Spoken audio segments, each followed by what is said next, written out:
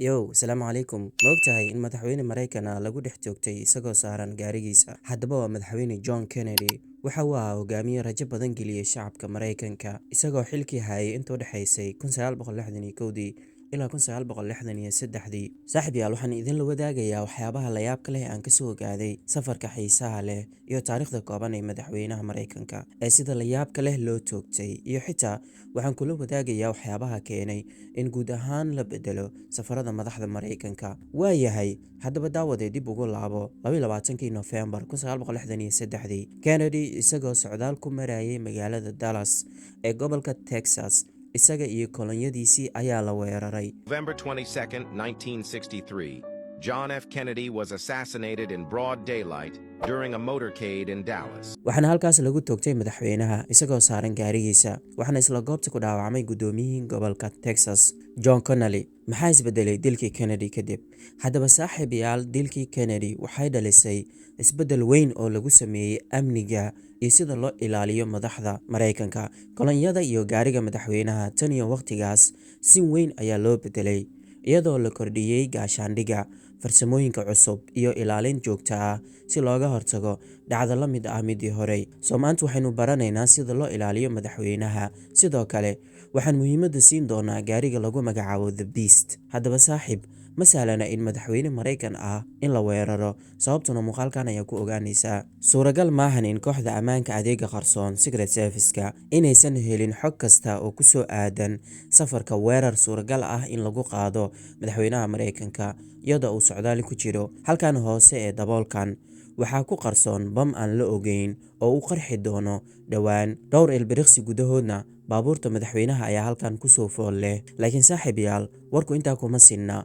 Weli waxaa jirta khatar kale. Lacalla haddii uu ka badbaado bamka, qiyaastii meel kale oo xoogaa u jirta halkan waxaa ku sugan halis kale. Qolkan mugdiga waxaa ku jira qori sniper ah oo aad u tababaran oo ilaalinaya isgoyska oo madaxweynaha dhowaan kasoo gudbi doono, isaga oo targetkiisu yahay in halkaasi ku toogto madaxweynaha. Meel kale oo halkaasi xoogaa u jirta, gaari fan ah oo muraayadihiisu madow yihiin ayaa taagan meel wada ah oo horey loogu sii xiray. Gudaha waxaa diyaar ku ah nin haysta gantaal la ridi doono marka gaadiidka madaxweynaha soo gaaro. Nasiib wanaag, laakiin saddexdan xaaladood waa mala awaal.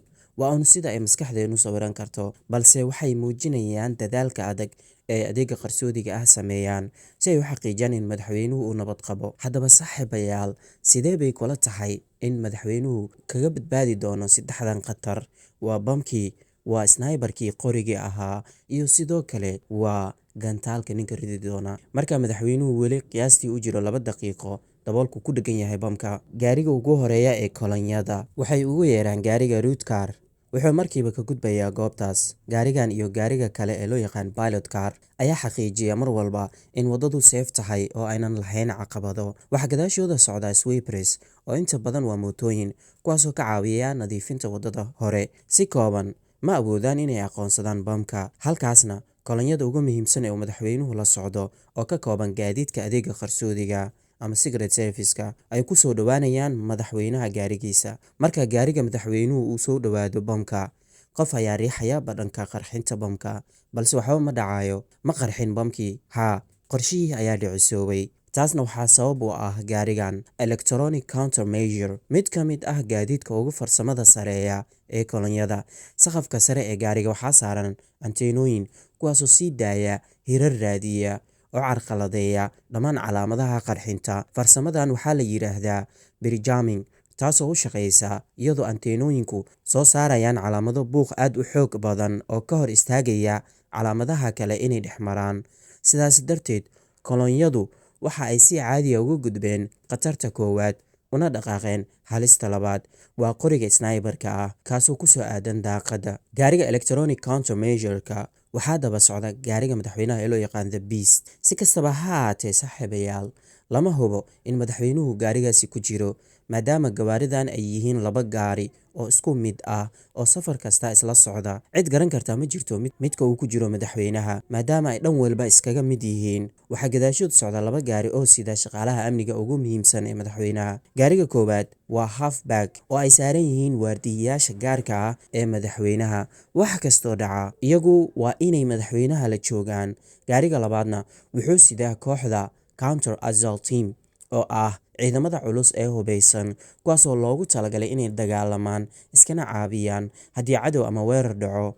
waa weeraryahanno aad u diyaarsan qalab ahaan, jir ahaan, maskaxaan dhan waliba. gadaashood waxaa socda control car and support car kuwaasoo sida waardiyaal kale oo secret service ah iyo shaqaalaha muhiimka ah ee madaxweynaha, sidoo kale dhakhtarka gaarka ah ee madaxweynaha. laakiin iyagoo aan war ka haynin waxay u soo dhowaanayaan halis kale. marka ay kolonyadu soo gasho isgoyska, qoriga sniperka ayaa sugaya, wuxuuna kala garan la'yahay labada gaari ee isku midka ah, taasoo ka dhigaysa arrin adag in la beegsado taargetka saxda ah. hase yeeshee nasiib darro, wuxuu ka dhex arkaa muraayadda qoriga, wuxuuna toosiyey qorigiisa si uu u taarget gareeyo madaxweynaha. dabadeedna wuxuu riixay badhanka ridista rasaasta. xaaladan oo kale waxay dib inoo xusuusinaysaa dilkii 1963 ee John Kennedy oo lagu toogtay isagoo kolonyadiisii dhex marayaan magaalada Dallas. waana horudhicii aan kuu soo sheegay. tan iyo waqtigaasna gaariga madaxweynaha waxaa lagu sameeyey isbedelo badan. gaariga Kennedy wuxuu ahaa Lincoln Continental 1961 si gaar ahna loogu qaabeeyey isaga. waxyaabo yaryar ayaa laga bedelay si loo kordhiyo amniga. gaariga waxaa loo sameeyey nidaamka kuleylka iyo qaboojiyaha oo raaxa leh, sidoo kale nalal, dhawaaqa gaariga, tubooyin dabdamis ah iyo taleefano gaar ah oo ka qayb qaata isgaarsiinta. sidoo kale gaariga dherer ahaan waa la dheereeyey si loogu daro kuraas dhexe oo la laabi karo marka aan loo baahnayn. intaa waxaa dheer, saqafka waxaa laga dhigay mid haddii loo baahdo la furi karo, waxaana kor loo qaaday barkinta kuraasta dambe ee madaxweynaha ku fariisto si uu u istaago markaan uu madaxa bannaanka ula baxo si shacabka halkaas oga salaamo, sida muuqaalka aad ka aragtaan. nasiib darro laakiin taasi waxay sidoo kale ka dhigtay mid dhibaato ka imaan karto. kadib dilkii Kennedy, gaariga korkiisa waxaa lagu rakibay muraayadahan xabadu karin ama bullet proof sida u taqaanaan. gidaarada gaariga waxaa lagu daboolay gaashaan titanium ah. waxaa laga yaabaa inaad aragto astaanta White House-ka. gudahaan saaxiibayaal, gawaarida maanta ayaa si fiican ugu diyaarsan weerar kastoo suuragal ah. rasaasna waxba kama tarto gaarigan The Beast. gaariga hadda uu isticmaalo madaxweynuhu waxaa la bilaabay adeegsigiisa bishii Sebtembar 2018, waana gaari si gaara loogu sameeyey General Motors. inkasta oo muuqaal ahaan uu eg yahay sidan, gaarigan dhab ahaantii waxaa la saaray biraha iyo barnaamijyada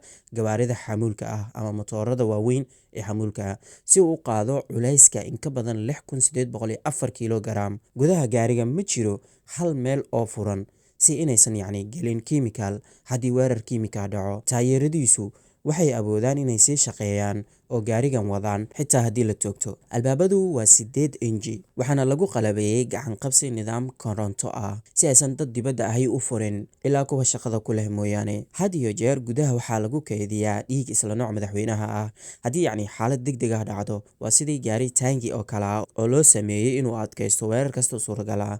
laakiin caqabadaha ugu weyn ee sheekadeena weli way taagan tahay, maadaama qiyaastii 2 baloog u joogo gaari kale oo fan ah oo diyaarinaya inuu tijaabiyo adkaysiga gaariga. gawaarida madaxweynaha waxaa daba socda gaadiid waaweyn, kuwaas ayaa sida waardiyayaasha warbaahinta ee safarka la socda madaxweynaha. gaariga ka dambeeya waa ID car, kaas oo ah xarunta isgaarsiinta ee kolonyada, iskuna xira gaadiidka kala duwan, kana shaqeeya in dhibaatooyinka lasii fahmo xili hore inta aysan dhicin. gadaashiina waxaa daba socda Hazardous Materials Mitigation Unit, gaariga loo diyaariyey inuu ka jawaabo weerarada biolojiga, kiimiko iyo xitaa nuclear-ka. saaxiibayaal, wuxuu sidaa qalab iyo shaqaale lagama maarmaan ah oo wax ku ool uga daaweeya saameynta weerar noocan ah. gaarigan waxaa lagu naanaysaa Road Runner, waxaana lagu gartaa anteenada saaran saqafkiisa, waana xarunta isgaarsiinta mobilka ee kolonyada. wuxuuna xaqiijiyaa in madaxweynuhu weli si buuxda ugu shaqeeyo una dhammaystiro howlaha shaqo xitaa marka uu safarka ku jiro. gaarigan wuxuu bixiyaa isgaarsiin satellite iyo internet, wuxuuna si toos ah isugu xiraa kooxaha Pentagon-ka, taasoo u ogolaanaysa in madaxweynuhu yeesho wicitaano iyo shirar muuqaal ah oo ammaan ah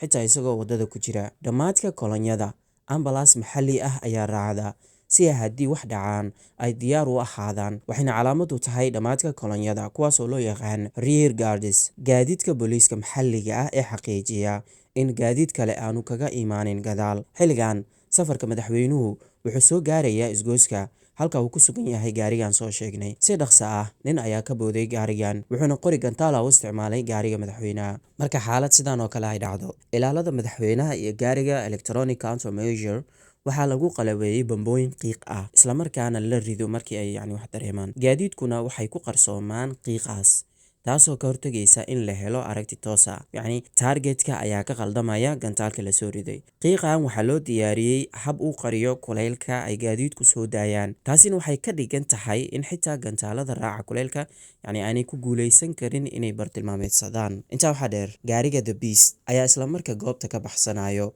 kolonyada madaxweynuhuna waa hab nidaamsan oo si weyn loo qorsheeyey oo lagu tababaray si ay khatar kas uga hortagaan. walow ay tiro badan yihiin gaadiidkan, kor ahaan marka loo fiiriyo loo malayn karo mid aan nidaam lahayn, balse markaad si fiican u eegto, gaari kasta wuxuu leeyahay shaqo isaga u gaar ah, dhammaantoodna si wada jir ah ay u shaqeeyaan sidii aqalka cad oo kale. guud ahaan xogta aan rabay inaan idinka dabageeyo maanta waa intaas. nidaamkaas ayuuna maraa madaxweynaha Mareykanka marka uu ku safrayo dhulka. sidoo kale safarkiisu markuu yahay cirkana, muuqaal kale ayaan ka diyaariyay oo aad ka helaysid description-ka. waana muhiim inaad daawato muuqaalka xiga, so subscribe-ta iyo like-ta ha inaga xasdin. waayahay saaxiibayaal, intaan mid la mid ah kan ku kulmi doono bashbash iyo barwaaqo ayaan idin rajaynayaa. amaana allah.